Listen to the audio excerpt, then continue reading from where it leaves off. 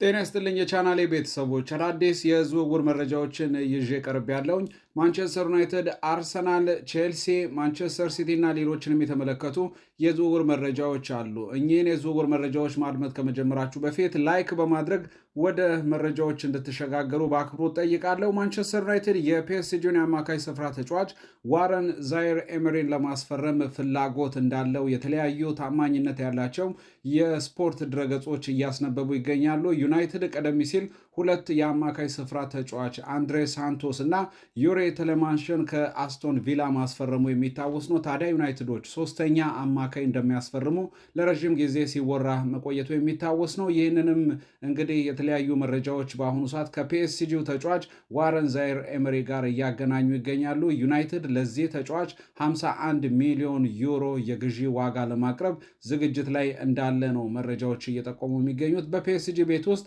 ተቀይሮ እየገባ እንዲሁም አንዳንድ ጨዋታዎች ላይ በቋሚ አሰላለፍ ጭምር ወደ ሜዳ ገብቶ ሲጫወት ከዚህ ቀደም እናውቀዋለን። እጅግ በጣም ስኬታማ ተጫዋች ነው። አማካይ ስፍራ ላይ ጥሩ ክህሎት ካላቸው ተጫዋቾች መካከል ዋረን ዛይር ኤምሬ አንዱ የሆነ ተጫዋች እንደሆነ የሚታወስ ነው። ታዲያ ዩናይትዶች ይህንን ተጫዋች ወደ ክለቡ ማምጣት ይፈልጋሉ። የ20 ዓመት ወጣት ተጫዋች ነው። በፈረንሳይ ሊግ ከዛ በተጨማሪም ከፈረንሳይ ብሔራዊ ቡድን ጋር በ2026 ዓለም ዋንጫ ላይ ተመልክተነዋል። በሁለት ጨዋታዎች ላይ ለፈረንሳይ ብሔራዊ ቡድን ተሰልፎ ግልጋሎትን የሰጠ ተጫዋች ነው። ተጫዋቹ በብቃት ረገድ የሚታማ አይደለም። እጅግ በጣም ስኬታማ ብቃት ያለውና ጥሩ የአማካይ ስፍራ ተጫዋች እንደሆነ በፒኤስጂ ቤት አስመስክሯል። ከፒኤስጂ ጋር ሻምፒየንስ ሊግ ከዛ በተጨማሪ የተለያዩ የሊግ ዋንጫዎችን ጨምሮ ሌሎችንም ጭምር ያሳካ ተጫዋች እንደሆነ የሚታወስ ነው። ታዲያ ማንቸስተር ዩናይትዶች ይህንን ተጫዋች ለማስፈረም ፍላጎት እንዳላቸው እየተዘገበ ይገኛል። ሌላኛው ተጫዋች ፊል ፎደን ነው። ፊል ፎደን እንደሚታወሰው በዚህ የዝውውር መስኮት ማንቸስተር ሲቲን ለቆ ወደ ባርሴሎና ያምራል ተብሎ ሲወራ እንደነበር የሚታወስ ነው። ይሁንና ግን በክለቡ የሚያቆየውን አዲስ ኮንትራት ፊል ፎደን ፈርሟል። ፊል ፎደን የማንቸስተር ሲቲ የአካዳሚ ተጫዋች እንደሆነ የሚታወስ ነው። በክለቡ እጅግ በጣም ስኬታማ የሚባል የውድድር ጅማሩን ያደረገ ተጫዋች ነው። ከክለቡ ጋር ስኬቶችንም ጭምር ማስመዝገብ የቻለ ተጫዋች እንደሆነ ይታወሳል። ይሁንና ግን ኮንትራት አለማራዘሙን ተከትሎ ከክለቡ ይለቃል ተብሎ ከዚህ ቀደም ሲወራበት እንደነበር የሚታወስ ነው። ዛሬ ግን ከክለቡ ጋር የሚያቆየውን አዲስ ኮንትራት ፈርሟል። እስከ 2030 ድረስ የሚያቆየውን ተጨማሪ የ4 ዓመት ውል ከማንቸስተር ሲቲ ጋር ፊል ፎደን ያሰረበትን ውጤት ተመልክተናል። ሌላኛው የዝውውር መረጃችን የማንቸስተር ዩናይትዱን የፊት መስመር ተጫዋች ጆስዋ ዝርክዜን የተመለከተ መረጃ ነው። ጆስዋ ዝርክዜ በክለቡ የታሰበለትን ያን ያክል ውጤታማ ጊዜን እያሳለፈ የሚገኝ ተጫዋች አይደለም። ይህንን ተከትሎ የዝውውር መስኮቶች በተከፈቱ ቁጥር ይህ ተጫዋች ከማንቸስተር ዩናይትድ ሊለቅ ይችላል የሚል ተደጋጋሚ መረጃዎች ሲወጡ እንደነበር የሚታወስ ነው። አሁን ታዲያ ጋዜጣ ዴሎ ስፖርት ባስነበበው መረጃ መሰረት ይህን ተጫዋች ወደ ጣሊያን ሴሪያ የማምራቱ ጉዳይ እጅግ በጣም የተቃረበ ነው የሚል መረጃ እየወጣ ይገኛል። ፈላጊው ክለብ ደግሞ ዩቬንቱስ እንደሆነ ነው መረጃው የሚጠቁመው። ዩቬንቱስ የፊት መስመሩን ማጠናከርና በጣሊያን ሴሪያ ላይ ከዚህ ቀደም የነበረውን ኃያልነት ማስመለስ ይፈልጋል። ለዚህ ደግሞ የተለያዩ ተጫዋቾችን ለማዘዋወር ፍላጎት እንዳላቸው ነው መረጃዎች እየጠቆሙ የሚገኙት። ይህንንም ተከትሎ ከዚህ ቀደም በጣሊያን ሴሪያ ላይ ጥሩ የውድድር ጊዜን ከቦሎኛ ጋር ያሳለፈውን ጆስዋ ዝርክዜን ለማስፈረም ዩቬንቱሶች ፍላጎት አላቸው። ለተጫዋቹ የሚሆን የዝውውር ዋጋ ለማቅረብም ዝግጅት ላይ እንዳሉ ነው እየተጠበቀ የሚገኘው። ዩቬንቱስ ከማንቸስተር ዩናይትድ ጋር ከመጋረጃ በስተጀርባ በዚህ ተጫዋች ዝውውር ዙሪያ ድርድር ለመጀመር እየተዘጋጀ እንደሆነ የተለያዩ መረጃዎች እየጠቆሙ ይገኛሉ። ሌላኛው የዝውውር መረጃችን ኒኮላስ ጃክሰንን ይመለከታል። ኒኮላስ ጃክሰን እንደምናስታውሰው በቼልሲ ቤት ውስጥ ስኬታማ ጊዜን ማሳለፍ ያልቻለ ተጫዋች ነው። አምና በውሰት ውል በጀርመን ቡንደስሊጋ ለባየር ሙኒክ ሲጫወት እንደነበር እናስታውሳለን። ታዲያ ይህ ሴኔጋላዊ ተጫዋች በድጋሚ ወደ ቼልሲ ተመልሷል። ይሁንና ግን በአዲሱ የቼልሲ አሰልጣኝ ዣቪ አሎንሶ በክለብ ውስጥ ከማይፈለጉ ተጫዋቾች መካከል አንዱ እንደሆነ ተነግሮታል ተብሏል። ይህንን ተከትሎ አዲስ ክለብ በመፈለግ ላይ ይገኛል። በዚያው በእንግሊዝ ፕሪሚየር ሊግ ላይ በርካታ ተጫዋቾችን ለማስፈረም እቅድ ካላቸው ክለቦች መካከል አንዱ ወደሆነ ወደ አስቶን ቪላ ሊያመራ እንደሚችል መረጃዎች ወጥቷል።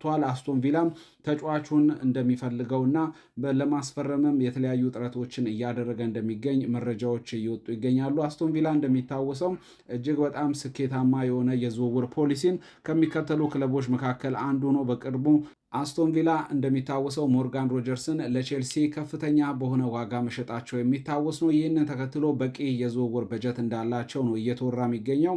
አሁን ከቼልሲ ኒኮላስ ጃክሰንን ዝቅ ባለ ዋጋ አስቶን ቪላ ማስፈረም ይፈልጋል ተብሏል። አስቶን ቪላ በተጨማሪም የማንቸስተር ዩናይትድ ተጫዋች የነበረውና እዛው ቼልሲ ክለብ ውስጥ የሚገኘውን ሌላኛውን ተጫዋች አሌሃንድሮ ጋርናቾን ለማስፈረምም ፍላጎት እንዳላቸው እየተዘገበ ይገኛል። እንግዲህ እነዚህ ሁለት የቼልሲ ተጫዋቾች ኒኮላስ ጃክሰን እና አሌሃንድሮ ጋርናቾን በቀጣዩ የውድድር ዓመት ምናልባት በአስቶን ቪላ ልንመለከታቸው እንደምንችል መረጃዎች እየወጡ ይገኛሉ።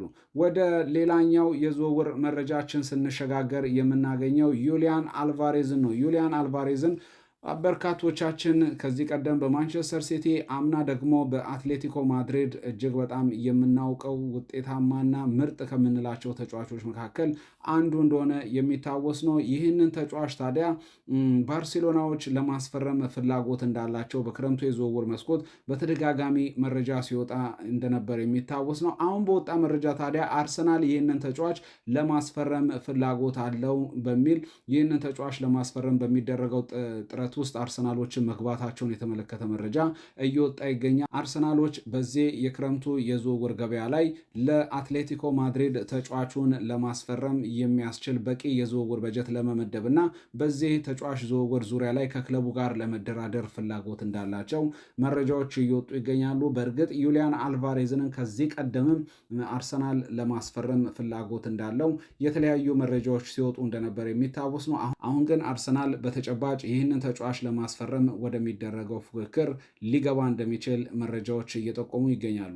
ሌላኛው አርሰናል በዚህ የዝውውር ገበያ ለማስፈረም ከሚፈልጋቸው ተጫዋቾች መካከል አንደኛው ብሩኖ ጊማሬሽ ነው። ብሩኖ ጊማሬሽ ከኒውካስል ዩናይትድ ጋር ጥሩ የውድድር ጊዜን እያሳለፈ የሚገኝ ብራዚላዊ ተጫዋች እንደሆነ ይታወሳል። ታዲያ ይህንን የአማካይ ስፍራ ተጫዋች ለማስፈረም አርሰናሎች ከኒውካስል ዩናይትድ ጋር ቀጥተኛ ግንኙነት መጀመራቸውን የተመለከተ መረጃ እየወጣ ይገኛል። ተጫዋቹ በአሁኑ ሰዓት ከዓለም ዋንጫ መልስ እረፍት ላይ ነው የሚገኘው። ይሁንና ግን አርሰናሎች ከክለቡ ጋር ድርድር ለማድረግ ዝግጅት ወይም አጠቃላይ ድርድር እንደጀመሩ ይሁንና ግን አርሰናሎች ከክለቡ ኒውካስል ዩናይትድ ጋር ድርድር መጀመራቸውን የተመለከተ መረጃ እየወጣ ይገኛል። በቀጣይ እንግዲህ መድፈኞቹ የአምና የእንግሊዝ ፕሪሚየር ሊግ ዋንጫ አሸናፊው አርሰናል ይህንን ተጫዋች ያስፈርመዋል ወይ የሚለው እጅጉን እየተጠበቀ የሚገኝ የዝውውር ዜና ነው። ሌላኛው የዝውውር መረጃችን ጆን ስቶንስን ይመለከታል። የቀድሞ የማንቸስተር ሲቲ የተከላካይ ስፍራ ተጫዋች ጆን ስቶንስ እንደሚታወሰው ከሲቲ ጋር መለያየቱ የሚታወስ ነው። አሁን ታዲያ ክለብ አልባ ከሆኑ ተጫዋቾች መካከል አንዱ ነው። በእርግጥ ለየትኛውም ክለብ እስካሁን ፊርማውን አላኖረም። በአሁኑ ሰዓት ከዓለም ዋንጫ ከእንግሊዝ ብሔራዊ ቡድን መልስ እረፍት ላይ የሚገኝ ተጫዋች ነው። ይሁንና ግን በርካታ ክለቦች ይህንን እጅግ ልምድ ያለውን የተከላካይ ስፍራ ተጫዋች ለማስፈረም ፍላጎት እንዳላቸው እየተዘገበ ይገኛል። ከነዚህ ክለቦች መካከል አንደኛው ራሱ አርሰናል እንደሆነ መረጃዎች እየወጡ ይገኛሉ።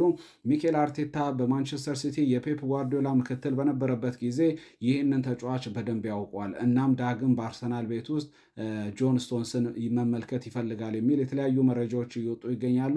አርሰናል ከውል ነፃ የሆነውን ይህንን ተጫዋች ለማስፈረም ጥረት እያደረገ ይገኛል። ከአርሰናል በተጨማሪ ቼልሲም የጆን ስቶንስ ፈላጊ እንደሆነ ነው መረጃዎች እየወጡ የሚገኙት። ከአርሰናል በተጨማሪ ቼልሲም የዚህ ተጫዋች ፈላጊ እንደሆነ ነው መረጃዎች እየጠቆሙ የሚገኙት። በቀጣይ ወደ የትኛው ክለብ ሊያመራ ይችላል የሚለው እጅጉን የሚጠበቅ መረጃ ነው። ውድ የቻናላችን ቤተሰቦች ለዛሬ ያዘጋጇቸው የዝውውር መረጃዎች የተከታተላችሁት ይመስላል። በቀጣይ ደግሞ አዳዲስ ጉዳዮችን ይዤ እመለሳለሁ።